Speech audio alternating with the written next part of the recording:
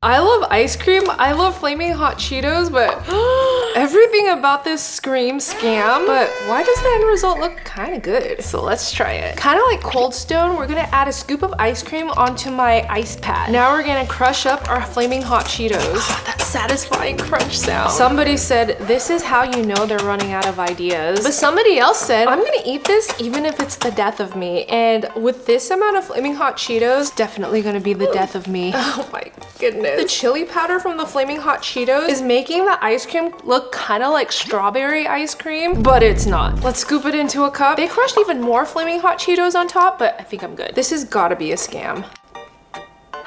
Oh, the flaming hot Cheetos. Oh my god, this is so hot. My intestines and my mouth is saying absolutely no. This is an absolute scam and it doesn't even taste good even with ice cream. 2 out of 10. Keep watching because I'm testing recipes that look kind of good, but they might also be a scam. This creator thought he was so cheeky by adding pizza on some watermelon, and he said he can't recommend it enough. People in the comments were saying, did we just witness a war crime? YouTube people always gotta ruin food. I take that personally. But he starts by cutting a giant slice of his watermelon. Then he adds his watermelon on a grill until it gets nice grill marks on both sides. And now he builds the pizza. And he says that barbecue sauce pairs better with watermelon than marinara, because who actually puts marinara on watermelon? Or pizza on a watermelon for that matter. I'm gonna say that's good. Let's spread it out. He then adds your classic cheese and pepperoni, but this other creator took it 10 steps further and added pineapple. What an abomination. Would you guys eat this, honestly? Because if it actually turns out good, you have to smash that subscribe button. Let's get the cheese nice and melty. And here's our Hawaiian watermelon pizza, complete with a puddle of pepperoni grease.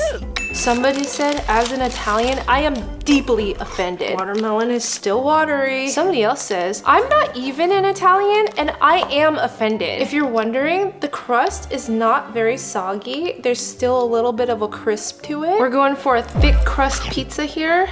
Let's see if I have to call the police. I mean, it's not terrible. It's definitely interesting. I got a pineapple in there, so it was like sweet. You don't really taste the cheese that much anymore. It's just so much the texture. Somehow it does kind of work. The saltiness pairs really well with the barbecue sauce and the watermelon. I'm sad to say I kind of like it. So smash that subscribe button. But try it for yourself and let me know. I think this one's gonna get a 7 out of 10. This next one might be too good to be true because she said you can make the richest, fudgiest brownies with just these 3 ingredients. There's no eggs or flour. But she starts off by mashing 3 overripe bananas, and luckily I have some. Somebody asked, does this even work? I'm not about to waste all my ingredients because I want dairy-free brownies. Well, I will let you know. I will say though, if this actually works, I'd be excited because I was starting to get tired of banana bread. Now she adds in a giant dollop of peanut butter. This is where I'm starting to get skeptical. Somebody said hard to make without the recipe and baking time. I'm just kind of eyeballing this. Now we add some cocoa powder. Someone said no shade, but unsweetened cocoa powder is giving ... bitter. I don't think it'll be bitter because the bananas are pretty ripe, but I do wonder if these brownies are just gonna taste like bananas. This has the consistency of like chocolate frosting, except there's chunks of bananas in here. Okay, but after she mixes it, she adds it to a baking pan already lined with parchment paper, and then she adds a sprinkle of mini chocolate chips on top just to make it pretty. Okay, now we're gonna bake it up and hopefully it's a miracle and not a scam. And now we have one of my personal favorites,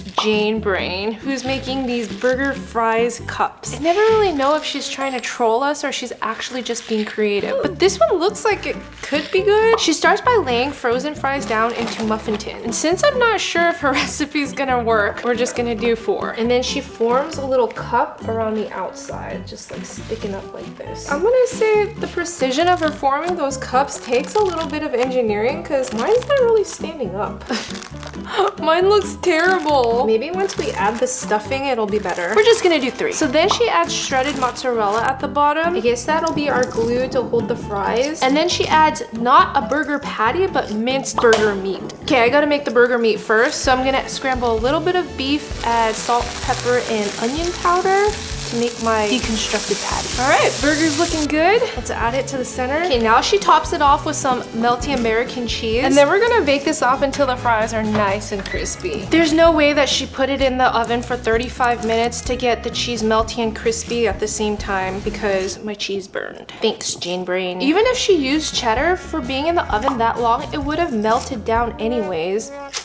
Oh well. But now she adds special sauce on top of it, which is just burger sauce, some chopped up onions, a slice of pickle per cup, and then a sprinkling of sesame seeds, which she says has some nutrients, just not sure what. But this just makes it look like a burger. And now let's see if I can get it out of the tin. Aha, let's evaluate it. The cheese at the bottom is kind of burnt, but I'm not mad about that. The fries are barely crispy. It looks like a little crown, like a Burger King. How do you eat this? It's like a burger, fries, nacho in a cup. It's all the same ingredients, just arranged differently. 8 out of 10. I've been seeing this drink called a Dirty Dr. Pepper all over TikTok. Is it actually good or is it a total scam? Because it adds so much to it. Like, how can it actually taste good? But to make a good drink, it always starts with some pebble ice. And now we add some Dr. Pepper, but I've seen variations from regular, diet, zero. I'm gonna try the new blackberry flavor. Then she adds a big splash of grenadine as if this wasn't already flavorful. True lime packets, I've seen people use real lime. That's all I have. Is that enough? Then we add in some maraschino cherries for the vibes. A little bit of its syrup too, because the grenadine was not enough. And now she adds some creamer, but somebody said a Dirty Dr. Pepper is a coconut flavoring lime juice and sweet cream. You made a cherry lime coconut Dr. Pepper.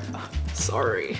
Does it matter though? Because after you add all of that syrup, can you even tell it's not sweet cream anymore? There's a lot going on in this Dirty Dr. Pepper. About the only thing missing from it now is a little bit of glitter. And of course I made a mess, but they did say it's dirty. Somehow we put in so much syrup in here, but it doesn't taste ultra sweet, which is what I thought it would taste like. It has like a nice hint of coconut with that lime, which is so refreshing. I kind of get the hype. 7 out of 10. Surprisingly, the edges looks like it baked up real nice and has firmed up, and the inside is kind of still undone like a real brownie. I'm gonna let it cool a little bit before we cut into it. This next one was so triggering. Somebody said before the cheese and stuff, it straight up looked like dog food. But she starts by dumping her cut up hot dogs into a pan, so I need to chop mine up. They're like itty bitty chunks, so let's get that going. Her dogs look pretty fat, so we're using the chubby kind. And since I'm not sure if this recipe is gonna turn out, we're just gonna have the recipe. Next up, she adds some chili, and she said it's very important that it's the ones with no beans. Okay, we're just gonna spread a little bit on top. Then she adds this frozen chopped onions. Somebody said, what do you mean you can buy frozen onions out of a bag? Crying in German. Are fresh ingredients illegal? Honestly, I'm not gonna hate on the chopped frozen onion. I feel like they're kind of convenient. I've seen people freeze frozen garlic and frozen green onions. Like, what's wrong with chopped onions? And now she adds another layer of chili, but this time with beans, so I don't really understand that part. If you're gonna have beans, just do beans. Yeah, I could definitely see what the dog food comment was saying. Now she covers it with Mexican style cheese, but now she says, I need you to stay with me here, because she adds cinnamon sugar right on top of this. What? We're going for a sweet and savory type of dish here. I don't have already made cinnamon sugar, so I'm just gonna make my own. Is that good? Now we add a sprinkle of smoked paprika, some salt and pepper, and now this goes into the oven just until the hot dogs are warmed through and the cheese is melty. Our chili dog casserole has warmed through. It's